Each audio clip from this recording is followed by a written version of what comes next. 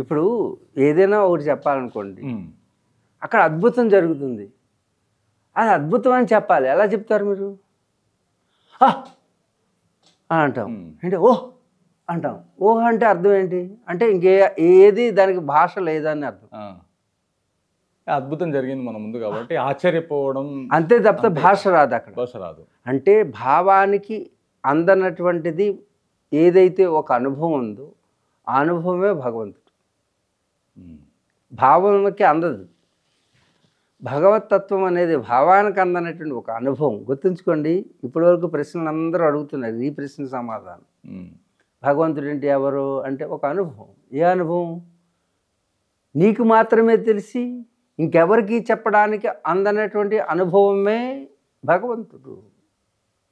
ఆ అనుభవం ఇంకొకరికి చెప్పలేము, ఎవరికి వాళ్ళే అనుభవించాలి. అది భావానికి అందదు కాబట్టి భాష లేదు చెప్పడానికి. వేదం కూడా భగవంతుడి గురించి ఒక్కవరకే చెప్తుంది, అక్కడి నుంచి ఇంక చెప్పలేదు. అందుకే వేదం కూడా పూర్తి జ్ఞానాన్ని అందించలేదు. అదేంటండి తప్పు కదా అంటే వేదం అందుకు చెప్పడం భావానికి భాషకి అందనటువంటిది ప్రత్యక్షం చేత కానీ అనుమానం చేత కానీ ఎరుకపడిన దాన్ని ఎరుకపరిచేదాన్ని జ్ఞానం అంటారు. ఎరుకపరిచేది, తెలియజేసేది కాదు. ఏంటి ఎరుకపరిచేది అంటే భాషతో తెలియజేసేది కాదు, ఎరుకపరిచేది. నీ లోపల ఒక అనుభవాన్ని ఇస్తుంది, అంతేగాని ఇది అని చెప్పదు వేదం. చివరికి అక్కడతోటి వెళ్ళిపోతుంది. అందుకే ప్రతి ఒక్కరికి కన్క్లూజన్ ఉన్నది, కానీ భారతీయ తత్వశాస్త్రాలన్నీ కన్ఫ్యూజన్గానే ఉంటాయి చాలామందికి. ఎంతెంత వెతికినా ఇంకా వెతకాల్సింది ఎంతో ఉంటుంది. మరి ఎలా అంటే అది నీ స్వీయ అనుభవం ద్వారా, దాన్నే సాధన అంటారు. ఆ సాధన ద్వారా పరా పశ్యంతి మధ్యమ వైఖరి ద్వారా వెలువడేది మంత్రమైతే, పరాస్థితిలో ఉన్నటువంటి భగవతత్వాన్ని భాషలోకి మార్చాలంటే పరా అంటే కనిపించింది. ఇప్పుడు మీరు మాట్లాడేది మీకు కనిపిస్తుంది, ముందు ఎక్కడో ఉంటుంది, తర్వాత ప్రాణం తీసుకుంటారు. పశ్యంతి అంటే మీకు ఎరుకలోకి వస్తుంది, ఇది మాట్లాడాలి, అప్పుడు కూడా బయట కనపడదు. వైఖరిలోకి వచ్చిన తర్వాత ఇక్కడ మెకానిజం అంతా కూడా, ఇక్కడ ఇన్స్ట్రుమెంట్స్ అన్నీ కూడా సౌండ్ చేస్తే దాంట్లోంచి వస్తుంది. ఇలాగే ఈ వైఖరి స్థానం నుంచి వెనక్కి వెళ్ళిపోతే భగవతత్వాన్ని చేరుతుంది. బాహ్యముఖంగా వస్తే లోకం అవుతుంది, ఓకే, అంతర్ముఖంగా వెళ్తే శ్లోకం అవుతుంది. అర్థమైందా? అంచేత అంతర్ముఖ ప్రయాణమే సాధన. ఈ సాధన ద్వారా మాత్రమే మనం ఇప్పుడు చెప్పుకున్నటువంటి ఈ యొక్క స్క్రిజోఫీనియా కానీ, ఇటున్నటువంటి దేవుళ్ళు కనపడుతున్నారనేటువంటి విషయం కూడా, ఈ రెండు కూడా ఒక పిచ్చి. అలా అని ఈ హెడ్డింగ్ పెట్టి దేవుడు కనపడడం పిచ్చి, దేవుడు కనిపించే వాళ్ళు అందరూ పిచ్చోళ్ళు అనేవాళ్ళు పెడతారు. వినండి, నేను చెప్పేది నీవే దేవుడు, నీ లోపల అన్ని దేవుళ్ళు ఉన్నారు. అందుకే దేవేంద్రుడు అంటే ఇంద్రియములకు దేవత, మనస్సు అధిపతి.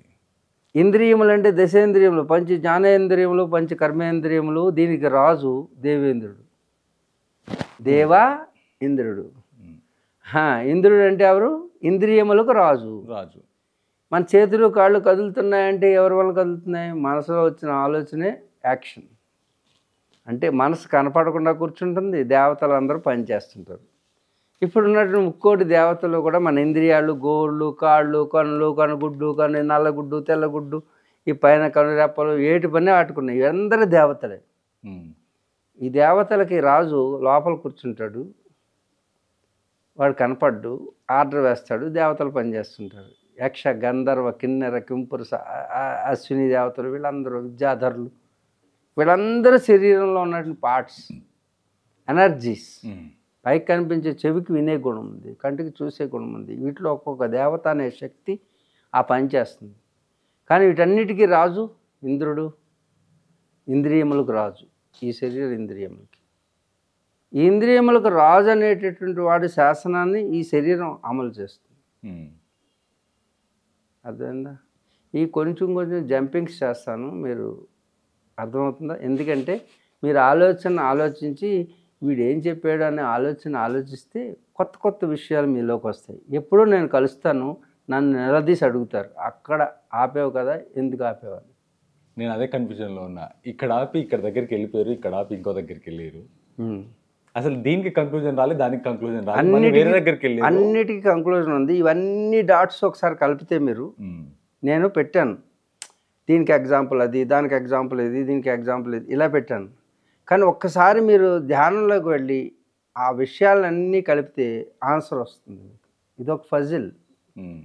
ప్రభాకర్ యోగి చెప్పేటువంటి విషయాలన్నీ కూడా నేను కూడా అలాగే తెలుసుకున్న విషయాలు మీకు కూడా అలాగే చెప్తాను. ఓకే. ఏదైనా నా దగ్గరికి వచ్చి ఒకప్పుడు వస్తారు మీరు, ఎందుకంటే ఇప్పుడు నేను ఎవరిని రానివ్వడం లేదు కాబట్టి, నా నెంబర్ ఎవరికి తెలియదు, నేను ఎక్కడ ఉంటానో నాకే తెలియదు కాబట్టి.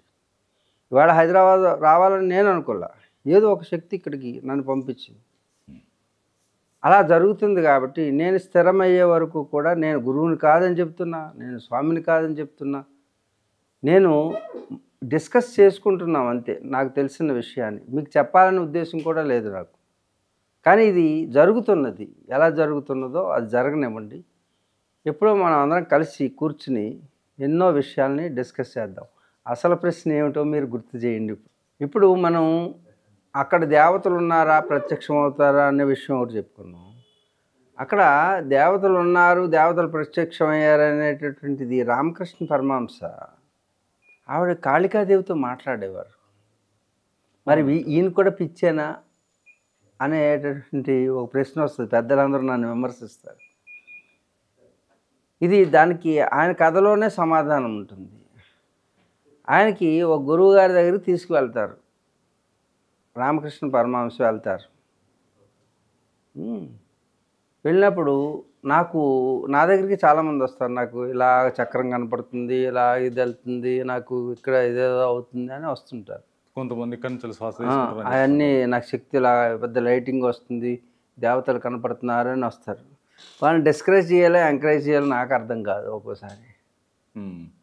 ఈ కథ చెప్తాను అన్నమాట. రామకృష్ణ పరమహంస కూడా ఇలాగే అయ్యేది.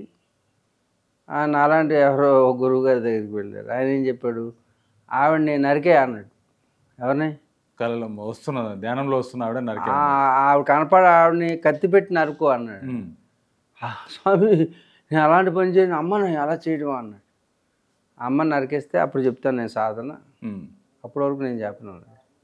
అలాగే మొండోడు అనమాట. తోతాపురి అని ఆయన పేరు, తోతాపురి. మీరు చదవండి. తర్వాత మరి తెలుసుకోవాలని వచ్చాడు. ఈయనేమో చెప్పడు. ఆవిడకేమో దేవతలు కనిపిస్తున్నారు అంటే నా దగ్గరికి ఎందుకు రావడం, నువ్వు దేవతనే అడిగి తెలుసుకోవాలి, నేను నాకెందుకు, నీకే దేవత కనపడితే మళ్ళీ నా దగ్గరికి ఎందుకు, నేను అదే అంటాను. నీకు అన్ని శక్తులు వచ్చేస్తే మరి నా దగ్గరికి ఎందుకు, కొండల్ని ఎక్కడి నుంచి ఇక్కడికి, ఎక్కడి నుంచి ఇక్కడికి వచ్చింది అంటారు. కొండల్ని అనేటువంటిది మూలాధారం దాటితే పృథ్వీతత్వాన్ని జయించిన వాడు అయిపోతాడు.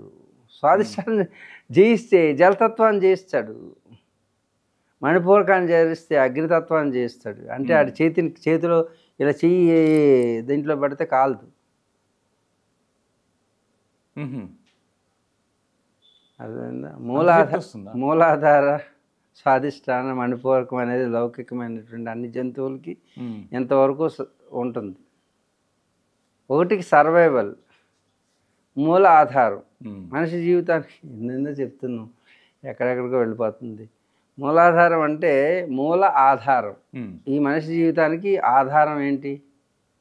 జీవించడం, సర్వైవల్. అంటే ముందు కొంచెం అన్నం, అద్దె ఇవి వెళ్ళిపోతే చాలు అనుకుంటాడు మొట్టమొదట. ఇది మూలాధారంలో ఉన్నసేపు ఇలా అనుకుంటాడు. వాడు స్వాధిష్టానంలోకి ఈ ఫుల్ఫిల్ అయిన అనుకోండి, ఇక్కడ అధిష్టానంలోకి వెళ్తాడు. అంటే అప్పుడు వాడి కోరికలు మొదలవుతాయి. అప్పటి వరకు సర్వైవల్. ఇప్పుడు ఏమవుతాడు, కోరికలు మొదలవుతాయి, అధిష్టానం. అది పిచ్చి పెరిగిపోయి మణిపూరకంలోకి వస్తుంది. కార్లు, బంగ్లాలు, ఇక్కడ ఆస్తి, అక్కడ ఆస్తి, ఎంత ఉన్నా సరిపోదు వాడికి. ఇక్కడ వరకు అన్ని జీవరాశుల్లో ఇవి కామన్గా ఉంటాయి. అక్కడి నుంచి ఇవన్నీ నిండిపోయినాయి. అక్కడ ఆస్తులు, మహేశ్వరం, ఈశ్వరం, ఆయేశ్వరం, బిల్డింగ్లు కట్టేశారు. స్వామీజీలు వచ్చారు, బిల్డింగ్లు కట్టారు. ఇంకా ఆధ్యాత్మికం వచ్చేసింది, ఐశ్వర్యం వచ్చేసింది, ఈశ్వరత్వం వచ్చింది. ఇంకేం కావాలి? ఓరు బాబు ఇవన్నీ వద్దురా బాబు అనుకుంటాడు.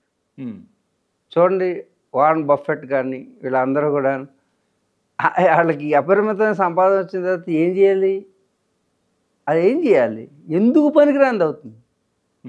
తినడానికి లోపల రోగాలు ఉన్నాయి, పడుకుందామంటే ఇటు పక్కంతా నొప్పి వచ్చేస్తుంటుంది, ఫ్యాన్ వేసుకుంటే చలేస్తుంది, చలేస్తుందని వార్మర్ పెట్టుకుంటే వేడెక్కిపోతుంటుంది, పోనీ కూర్చుందామంటే నడుము నొప్పి వస్తుంది, పడుకుంటేనేమో చెమట పట్టేస్తుంది. అసలు విపరీతమైన బాధలు వీళ్ళకే ఉంటాయి. ఇక్కడ వరకు వచ్చిన వాళ్ళకి ఈ పైకి వెళితేనే కానీ వాడికి విముక్తి రాదు. ఇవన్నీ పనిచేయనివి అయిపోతాయి. మణిపూరక తర్వాత వచ్చేది